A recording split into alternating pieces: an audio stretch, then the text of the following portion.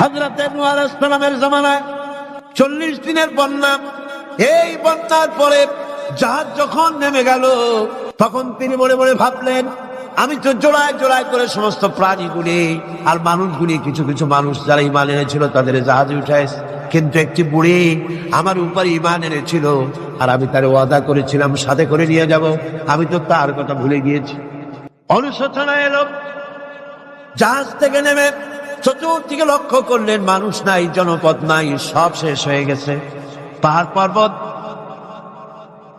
কাঠ হয়ে পড়েছে, বিল্ডিং গুলি শেষ হয়ে গিয়েছে, কোন জনপদে কোনো প্রাণী নাই, প্রাণী বলতে কিছুই নাই। হঠাৎ দূরে দেখলেন একটা কুড়ে ঘরের মতো দেখা যায়। ভাবলেন, এত বড় বন্যার ভিতরে কুড়ে ঘর কেমনে থাকলো? আস্তে করে হেঁটে গেলেন কুড়ে ঘরের কাছে। ভেতরে মানুষ আছে বলে মনে হলো। বাইরের থেকে প্রশ্ন করলেন, ভিতরে কে? জবাব এলো, আমি এই ঘরের মালিক, আমি এক বুড়ি বিধবা এক মহিলা। আপনি কে?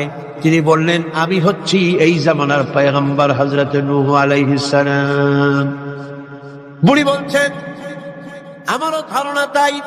আপনি আমাকে ওয়াদা করেছিলেন বন্যা হলে পরে, বন্যার আভার যখন আপনি পাবেন, আমাকে আপনি সাথে করে জাহাজে উঠায় নিয়ে দিবেন। আমার মনে হয় বন্যা কবে হবে সেই খবর দেওয়ার জন্য আপনি এসেছেন। হযরত নূহ আলাইহিস সালাম সিজদায় পড়ে কাঁদতে লাগলেন, বললেন, রব্বুল আলামিন, তোমার কুদরত বোঝার ক্ষমতা আমার নাই। 40 দিন পর্যন্ত পানির ভিতরে মানুষ কেমনে জীবিত রইল? আল্লাহ পাক শোনালেন, রোরে বিপদ যখন এলো, তুমি তোমার উম্মতকে ভুলে যেতে পেরেছো, ভুলে গিয়েছো, কিন্তু আমি রব্বুল আলামিন রহমানুর রহিম, আমি আমার বান্দিরে ভুলি নাই। পানির স্রষ্টা আল্লাহ, পানির ভিতরে তিনি বাঁচাতে পারেন, আবার তিনি আগুনের ভিতরে বাঁচাতে পারেন, সব কিছু করতে পারেন, সমস্ত ক্ষমতা আল্লাহ পাকের। গভীর রাত্রে হযরত ফাতিমা রাদিয়াল্লাহু তাআলা আনহা ইন্তেকাল করলেন।